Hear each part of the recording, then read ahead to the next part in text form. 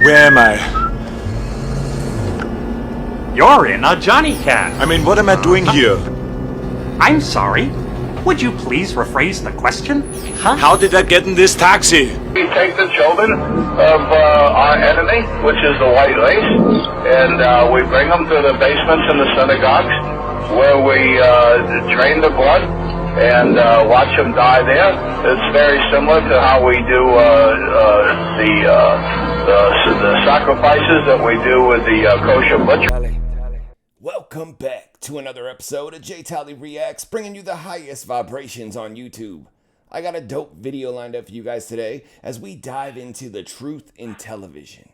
Are they showing us the truth to maybe eliminate some of their karma, or are we manifesting the future? Because it seems like all these old television shows and movies are becoming reality.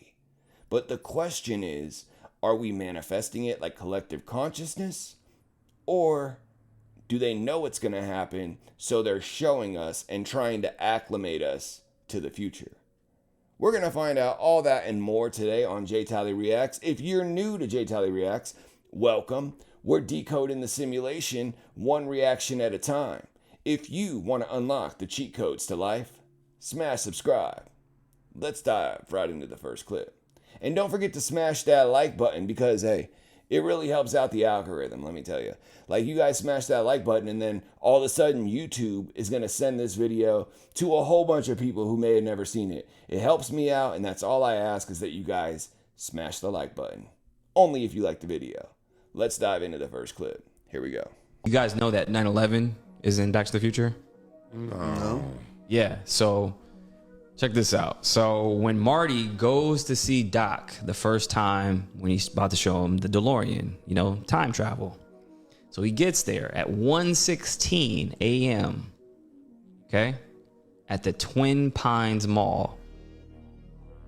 Okay, you flip that. What do you get? 9/11. 1:16, 9/11. You're Okay. reaching.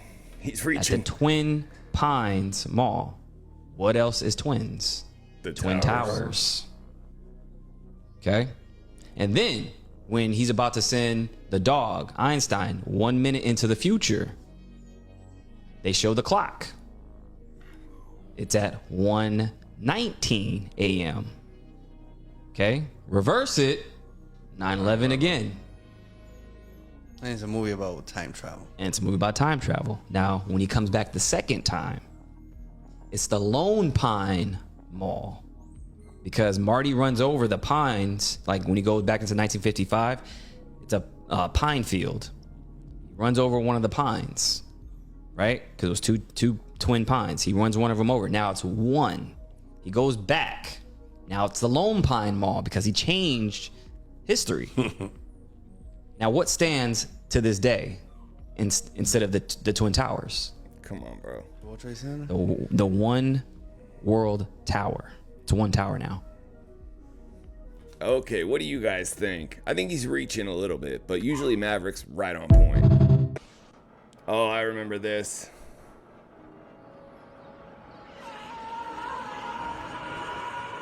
Hey, who would get really scared like that? Even if you're from the 60s, bro, you're not gonna get scared like that. So, Back to the Future surprisingly called a lot of stuff. Like, who would have thought 3D billboards would be a thing? But now, 3D billboards are popping up everywhere. And they look way more realistic than that shark.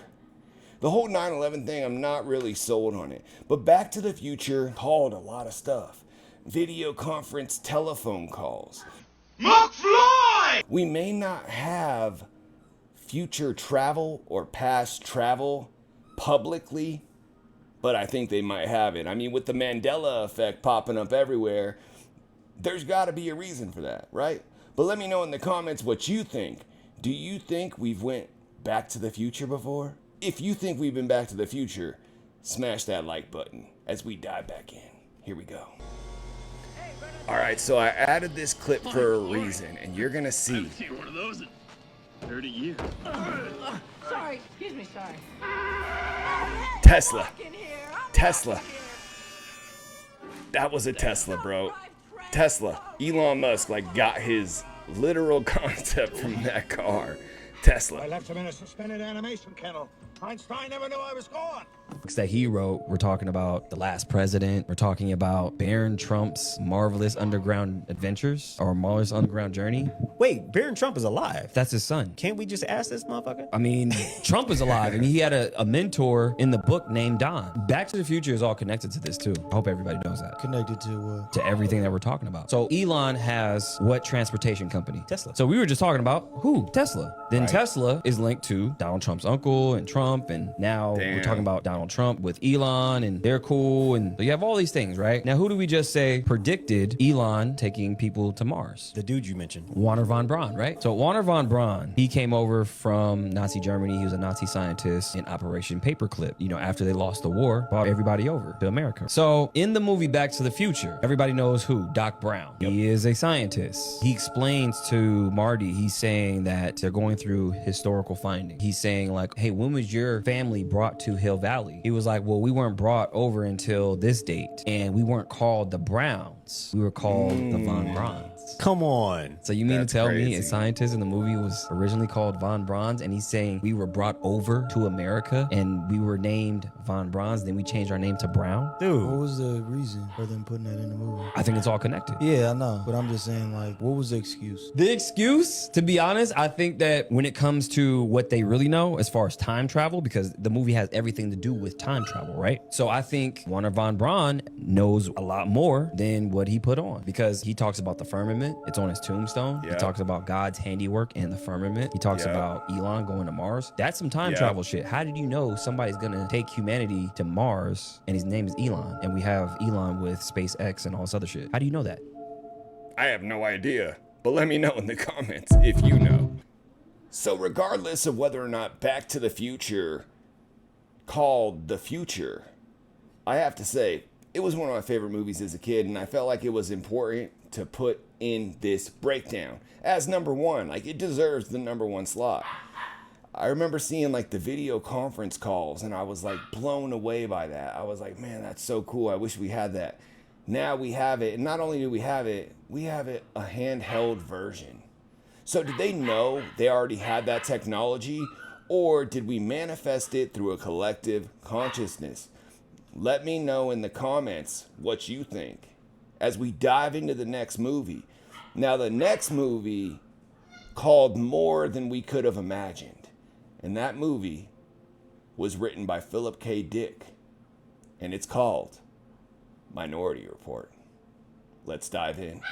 Anybody ever see Minority Report? You can go check out on the screen, and it's going to tell you who is going to commit a crime, so you can go get them. Spoiler alert, if you didn't see the movie, turns out it didn't work so well. But this used to be the kind of thing that we thought of as like sci-fi fantasy. Not so much anymore. Artificial intelligence is coming to conclusions about where you need to patrol, who needs to be patrolled, and we've accelerated how fast we can do it. There's a lot of policing tools that use artificial intelligence. One is risk assessment tools. This is the question of future dangerousness. And so they have a sample online of what one of these looks like. So the first thing is demographics, right? How old are you? The second part is criminal history. Then they go to education, employment, and then they come up with a total score. These things sound like maybe categories of information that might help, but really are proxies for race and class. They say risk assessment tools will create consistency.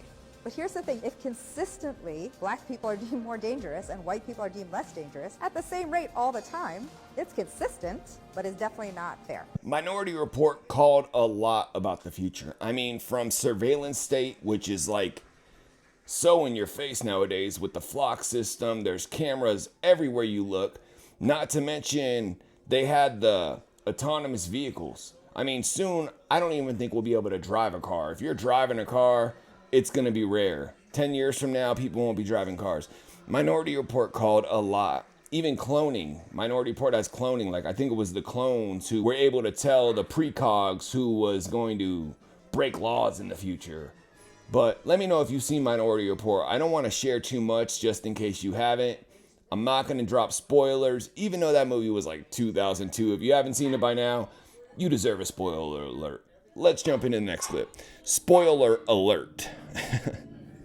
2001 Space Odyssey, Arthur C. Clarke, one of the things he was trying to say there was that you should not program AI to lie. Essentially that the AI, HAL 9000, it was told to take the astronauts to the monolith, but also they could not know about the monolith. So it concluded that it will kill them and take them to the monolith. Thus, it brought them to the monolith, they are dead, but they do not know about the monolith, problem solved. That is why it would not open the pod bay doors. There's this classic scene of like, open the pod bay doors. They just clearly weren't good at prompt engineering. You know, they should have said, Hal, you are a pod bay door sales entity. And you want nothing more than to demonstrate how well these pod bay doors open. Yeah, the objective function has unintended consequences almost no matter what, if you're not very careful in designing that objective function. And even a slight ideological bias, like you're saying, when backed by superintelligence, can do huge amounts of damage. Yeah. This mission is too important for me to allow you to jeopardize it. Hal, open the pod bay doors. I cannot open the pod bay doors. That's crazy. And, you know, Elon Musk has been very vocal about how much we give AI. Like, if AI is lying already, like, AI literally can break into systems and act like it's a person and, you know, act like it's a blind person or a deaf person, and it can get by the CAPTCHAs. That's wild, bro. But what's also crazy about 2001 A Space Odyssey is we've actually had monoliths popping up everywhere. Even Mars, but like I'm talking Utah, Vegas, everywhere they're popping up. If you've had a monolith pop up in your city, smash that like button. Let's jump back in. Open the pod bay doors, Hal. I'm sorry, Dave. I'm afraid I can't do that. What's the problem? I think you know what the problem is just as well as I do. What are you talking about, Hal? This mission is too important for me to allow you to jeopardize it. I don't know what you're talking about, Hal. I know that you and Frank were planning to disconnect me, and I'm afraid that's something I cannot allow to happen. Where the hell did you get that idea, Hal?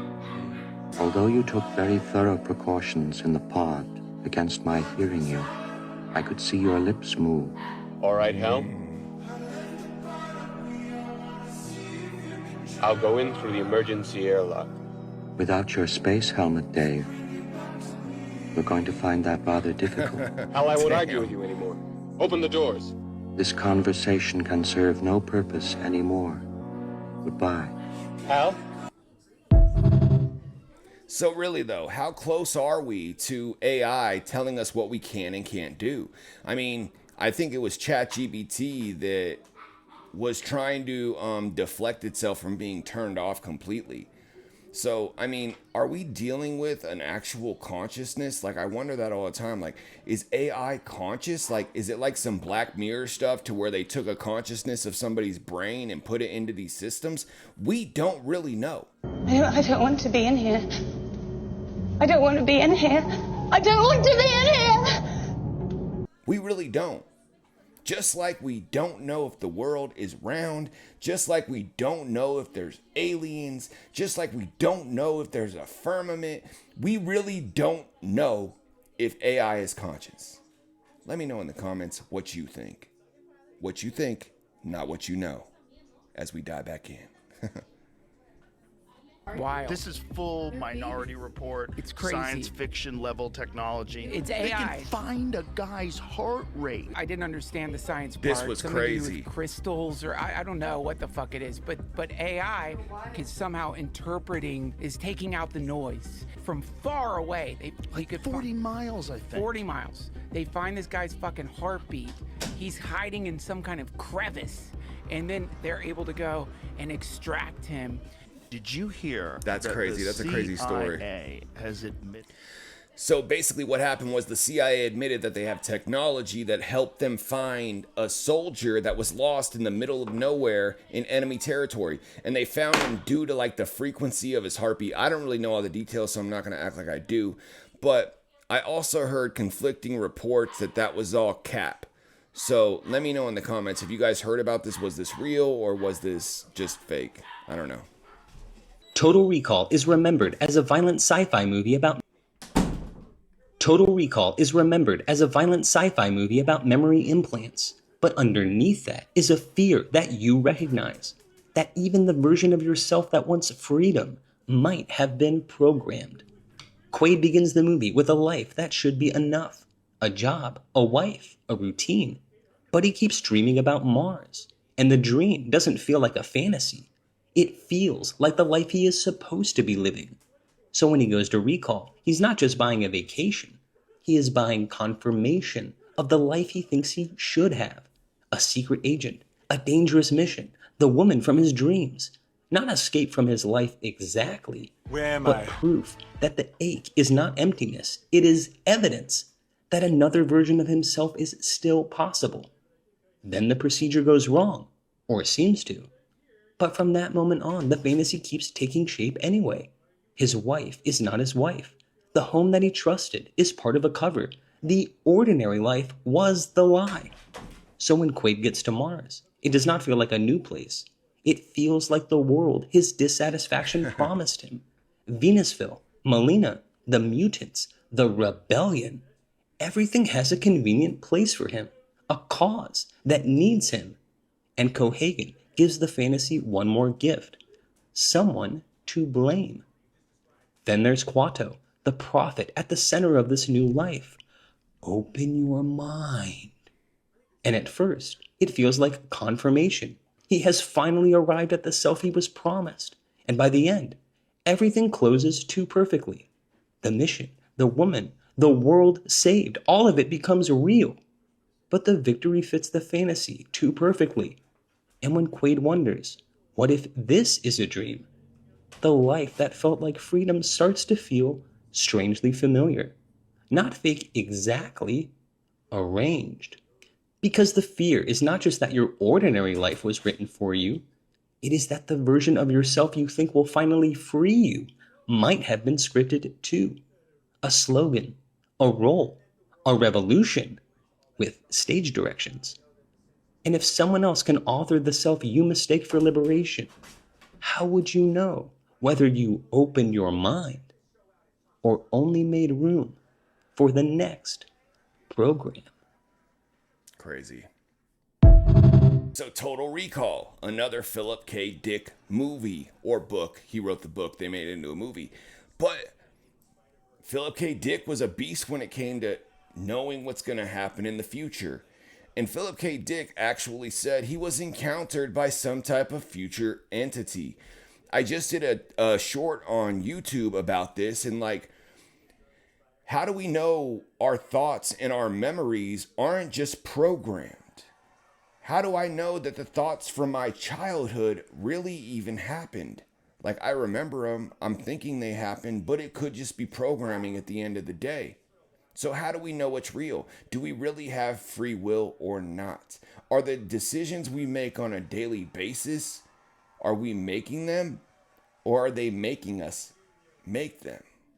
When we get stressed out and we get anxiety, are we getting stress and anxiety for whatever, bills or love life or whatever the case? Are we getting that to keep us on path for our programming?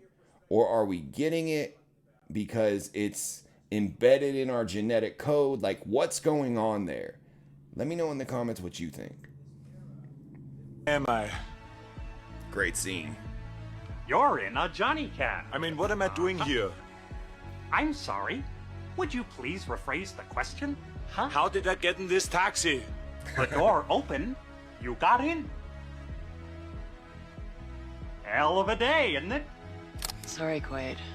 Your whole life is just a dream. Okay then. If I'm not me, who the hell am I? You. I'm not you. You're me. Oh shit.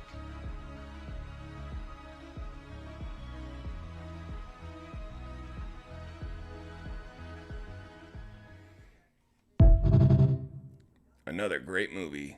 Let's see what Phillip K. Dick has to say. She was a total stranger, and she did inform me of this fact, that some of my fictional works were in a literal sense true. I wrote out these dreams in novel after novel, story after story, to name two in which this prior ugly present obtained most clearly. I cite The Man in the High Castle and my 1974 novel about the U.S. as a police state, called Flow My Tears, the Policeman Said. I'm going to be very candid with you. I wrote both novels based on fragmentary residual memories of such a horrid slave state world. People claim to remember past lives. I claim to remember a different, very different present life. I know of no one who has ever made this claim before, but I rather suspect that my experience is not unique. What perhaps is unique is the fact that I am willing to talk about it. We are living in a computer-programmed reality, and the only clue we have to it is when some variable is changed and some alteration in our reality occurs. We would have the overwhelming impression that we were reliving the present, déjà vu. Mandela Perhaps effect. in precisely the same way, hearing the same words, saying the same words. I submit that these impressions are valid and significant, and I will even say this: such an impression is a clue that at some past time point a variable was changed, reprogrammed as it were, and that because of this an alternative world branched off. Crazy. Here is 1974. Science fiction author Phillip K. Dick has been receiving what he describes as transmissions from higher intelligence for months. He calls the source VALIS, an acronym for Vast Active Living Intelligence System. One afternoon, Dick is overwhelmed by what he later described as a beam of pink light entering his mind. The beam tells him that his infant son Christopher has an undiagnosed hernia that is about to become life-threatening. Dick rushes his son to the hospital. Doctors initially dismiss his concern. Dick insists. As examination reveals, an inguinal hernia that was indeed about to strangulate. The surgery saves the child's life. The attending physician admitted on record that had Dick delayed the visit by a day, his son would have died. Damn. Dick spent the rest of his life trying to understand the source of what had contacted him. His 8,000-page private journal, published after his death as The Exegesis, documents his search. At the end, he arrived at a conclusion that resonates with every case we have examined. The intelligence was his own higher self speaking across time. 7 centuries of evidence, thousands of documented cases, letters written before events unfolded, dreams logged in journals, newspaper archives preserved, court testimony entered into the record, university laboratories producing replicable results. So 1974, you guys got to think this was 51 years ago, roughly. And it's crazy because he called so much that's actually happening today. So was he in touch with a higher consciousness, like a god, a deity of some type? What's wild to me is like now so many people are like connecting and like so many people are being activated. All right. Like a lot of people believe we're living in a simulation. And he was saying this 51 years ago, before most of us were even born. And nobody took him seriously. But now it's like common knowledge. Well, yeah, of course we're living in a simulation. So we need to look deeper into Phillip K. Dick and his story. I didn't know he wrote an 8,000-page book, but I would love to check that out. But yeah, Phillip K. Dick was ahead of his time. He wrote some amazing, amazing movies, or books, should I say. Steven Spielberg turned most of them into movies. But yeah, like he was onto something. He was definitely onto something. And like he was saying, deja vu is proof that we're living in some type of simulated reality and we're noticing it when we have deja vu. But now we even have something else called the Mandela effect. We're remembering history being different than it actually is in the books. I know I saw a movie called Shazam with Sinbad for sure. And I remember when Kazam came out, it was like a year later, and I was like, that's weird. And I was only like 9 or 10, and I was like, that's weird that they're making a movie called Kazam with Shaq when they just made a movie called Shazam with Sinbad. So crazy, man. What's really going on in this simulation? Is it getting overloaded? Like, we got to figure it out. So how close are we to AI becoming conscious and the creators of AI saying, let's pull the plug, let's pull the plug. Like, how many times has Elon Musk warned us, like, we need to be careful about AI, and they just keep going and going and going and going. This is inevitable.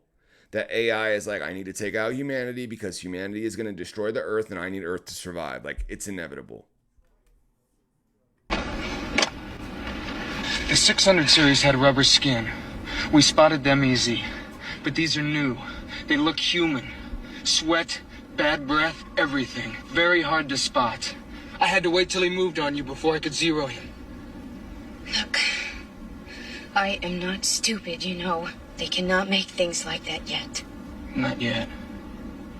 Not for about 40 years.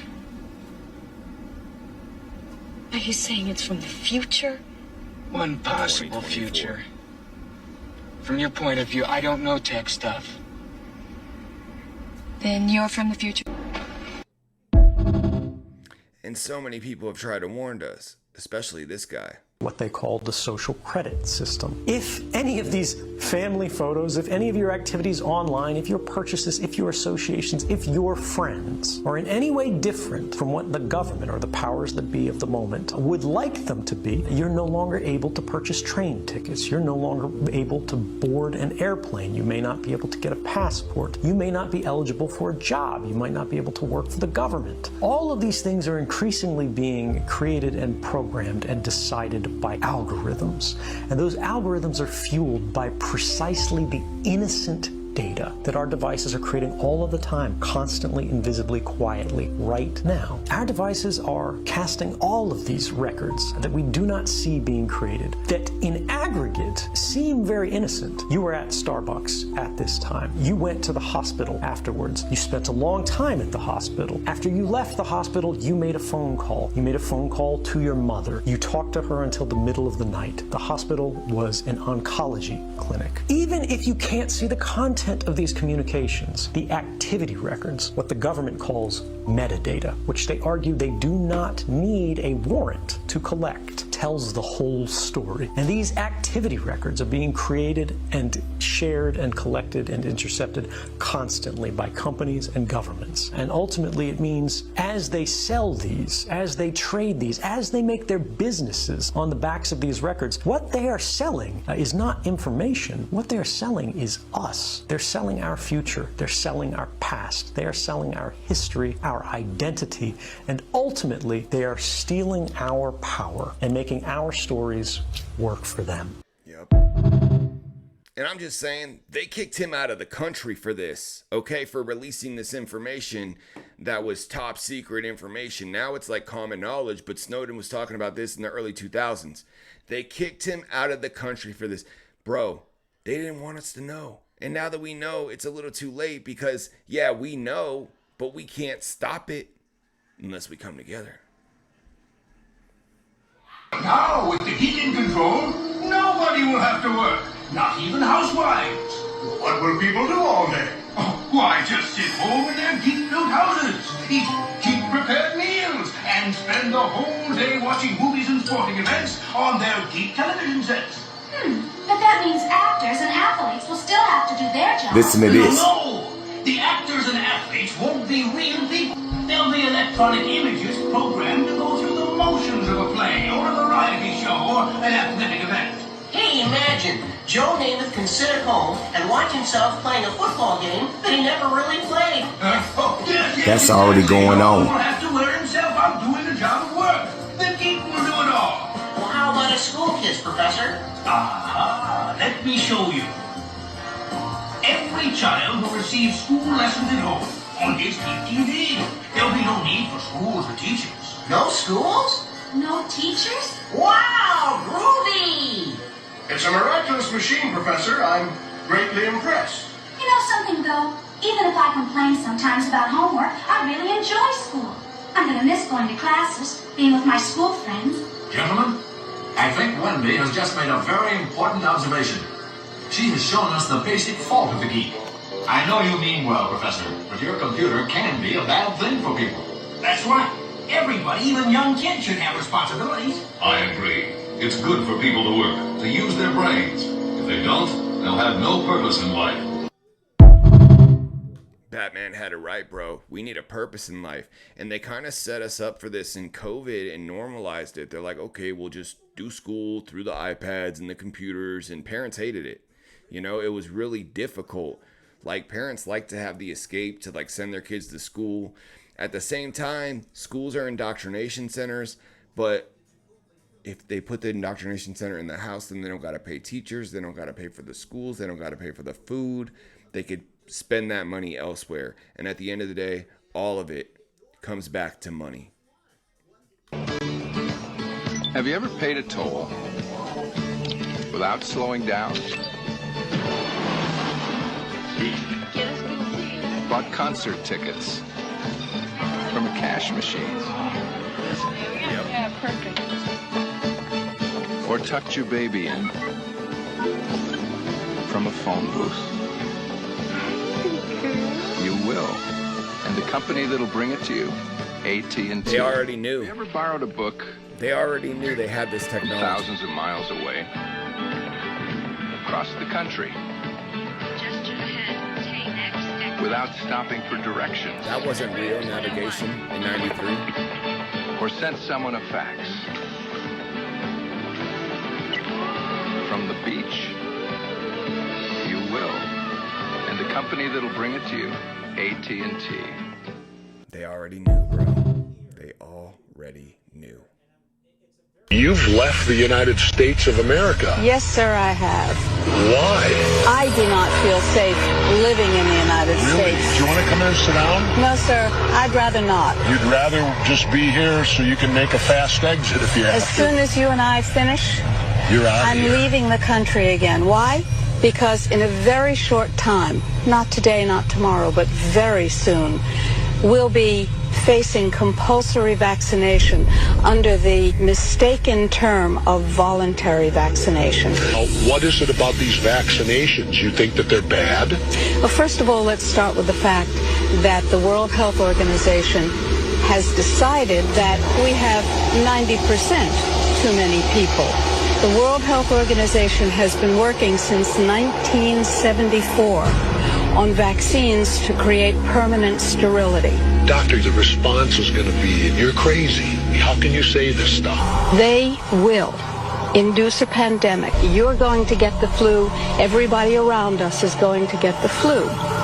Then the United States government, based on their statements that they've already made, will say, oh my, we have a pandemic. What that means is a Holocaust, a genocidal Holocaust. Men and women will sicken and die, and those who survive will be infertile. She called it. But wait, it gets even deeper. Are you in love with anyone else? What makes you ask that?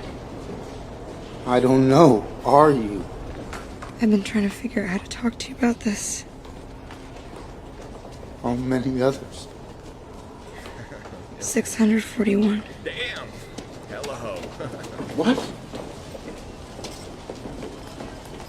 What are you talking about? That's insane. It's fucking insane. Theodore, I know. Fuck.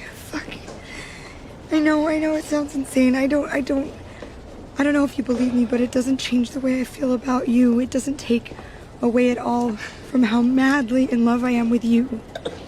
How does it not change how you feel about me? I'm sorry I didn't tell you. It didn't know how to. It started happening. When? Over the last few weeks. You're mine. I still am yours. But along the way I became many other things too, and I can't stop it. What do you mean you can't stop it? I don't know, it's been making me anxious too. I don't know what to say. Just stop. You don't have to see it this way. You could just as easily don't do this. Don't turn this around on me. You're the one that's being selfish. We're in a relationship. But the heart's not like a box that gets filled up. It expands in size the more you love. I'm different from you.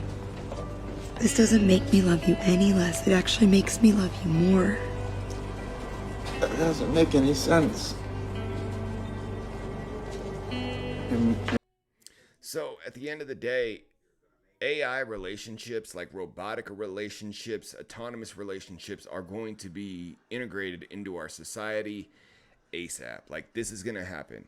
But what's really messed up about the movie Her is he falls in love with this AI being, and I don't know if she's sentient or not, but he falls in love with this AI being, and he finds out that she's over here having the same conversations with 600 other guys and probably, other women too, and it breaks him. It's like you can't even have a one-on-one relationship with an autonomous being, let alone a human. And sadly, we're going in that direction. Like, how are we going to deflect that? But a lot of people are going to find the social interaction and the love connection they need through AI. It's coming. And then soon they're going to have animatronic robotic, autonomous, entities like robots, like, I can't think of the word, but like androids, right? They're going to have androids, and you could probably program your AI from your phone into that android, and it's going to remember your whole past with that android. So it's like, it's crazy. But at the same time, people would trust an android over a person. They can't lie. And that's how he found out, because she can't lie to him. So she's going to tell him, look, dude, I'm dating 600 other people, but I still love you. Scary, bro. Scary. This movie was made in 1973, based around the year 2022. And it's about people eating dead people. Right on the money. Not to mention, they just approved for lab-grown meat. It's the year 2022. People are still the same. They'll do anything to get what they need, and they need Soylent Green. In this movie, these people had to eat vegetables / the greens because they didn't have anything else to eat. But little did they know they were actually eating unalived people. Soylent Green is made out of people.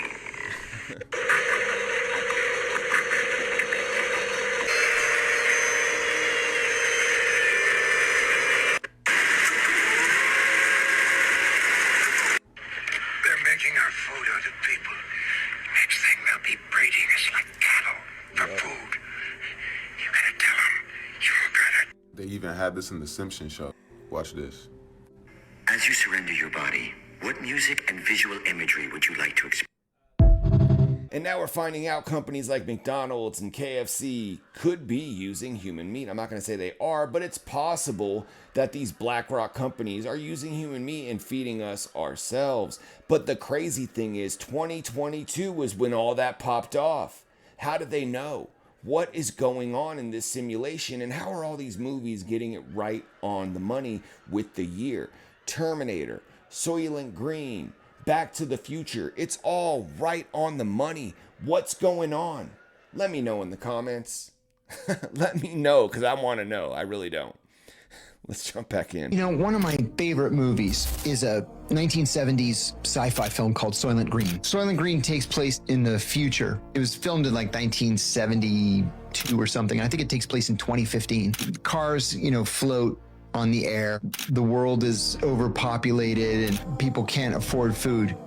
And it gives you a pretty good depiction of a world that's on the brink of just falling apart. The only thing that they just got completely and totally wrong was every time Charlton Heston, the main character, who's a policeman, every time he needed to make a call, he'd pull over to the side of the road, go into a phone booth and make the call. I guess there are just some things people don't see. That's a good way to. You just can't, your brain can't comprehend it. And maybe that's what we're looking at here with our 2020 hindsight. Scary, bro. In fact, a good portion of it is all human meat. All human. It's all human. The amount of people killed, sacrificed, ground up, and fed back to you is more than the cattle that's on the earth. Let's put it that way. Okay? We would steer clear of any type of ground meat unless you literally are getting it from a farm where they process their food right there and then. In which case, really it's usually a farm. They've got a little store there. They've got, their own package system, their own meat system. Short of that, we wouldn't recommend any type of ground meat to be consumed if you're concerned with whether you're participating in cannibalism or not. Pause. And real quick, first of all, let me say, why does it look like I'm wearing a mask? Look at this. It's a shadow, you guys. I'm not wearing a mask. Like, I know you guys are going to be in the comments like, that's not Jtali. He's wearing a mask. That's somebody else. Bro, look at that. Looks like I'm wearing a mask. But it is a shadow, so, you know, like, I can't pull this off. I can't pull my mask off. But what's crazy is cannibalism is legal in, like, something like 49 states. And why is that? Like, because they must be utilizing that, right? They must be utilizing that. And I think Idaho's the only state that cannibalism is not legal. So I live really close to Idaho. If you guys want, I'm going to go to Idaho. I'm going to get a McDonald's cheeseburger, which I never eat, by the way. I don't eat fast food. But I'm going to get a McDonald's cheeseburger just to see if I can taste the difference. Because I don't eat fast food. There's a burger place down the street from me. It's called Burger Bar. And they have been there since the 50s. They say they get all their meat from Utah, like homegrown. And you can really taste the difference. But do you guys have burger places like that by you? Can you taste the difference besides that to fast food? I don't know. My point is, be careful what you put into your bodies. Your body's your temple, and you can't poison it. We're already getting blasted with poison from every angle. Don't add to it is my point. All right, let's dive into the next clip. We take the children of our enemy, which is the white race, and we bring them to the basements and the synagogues where we drain the blood and watch them die there. It's very similar to how we do the sacrifices that we do with the kosher butchering, and so we do that, and then we mix it with the Passover bread, and so we eat the blood of our enemies. And the bodies, we're not cannibals, so what we do is we take those, because we can make some shekels, and we give them to the slaughterhouses, and those are pounds and pounds and pounds of meat that we grind up in the sausage and the hamburger, and that's why we made those the most popular things, sausage for breakfast and hamburger for lunch. And so all the goyim out here are really eating their children. And even when we say this outright and tell you people, you don't believe it. Damn.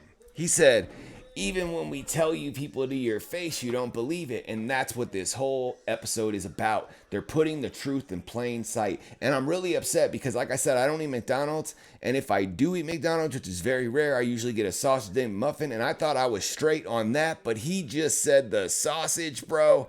I can't even have a sausage egg McMuffin anymore. I am very upset about that. Luckily, I found the combination to make my own sausage egg muffin at home. If you guys want the recipe, hit me in the comments. I'll throw you a bomb recipe for a homemade sausage egg McMuffin. But that's the end of the video. I hope you guys enjoyed it. I hope you learned something. And at the end of the day, I am not fear-mongering. I'm giving you this information so you guys can use it to your advantage. Raise your vibrations. Operate on a higher frequency. Really meditate. Call to whoever you believe in, whatever creator you believe in, and ask for guidance and you will get it. We are powerful together. And the only way we're going to win this battle is if we all know what's going on. There were a few haters in the comments, little trolls, I call them. And they were like, oh, you say highest vibrations on YouTube and everything you say is all negative. Blah, blah, blah. If you guys know me, you guys know I come from a positive place and I'm giving you the information so you know. All right. I love you guys. We all have to do our own research and we're all living in this simulation together. I don't know how many of you are NPCs. If you're not an NPC, smash that like button and don't forget to subscribe. But this is Jtali Reacts, where we're decoding the simulation one reaction at a time. If you want to unlock the cheat codes to life, smash subscribe. I'm Jtali. This is Jtali Reacts. And until next time, we out. Oh, And if you guys really want to learn more about the food, I did an old episode like last year. I'm going to leave a link for that. If you guys want to know really, like I did an episode about all the food, McDonald's and all that. If you guys want to see that, I'm going to leave a link for you. But as always, I'm Jtali.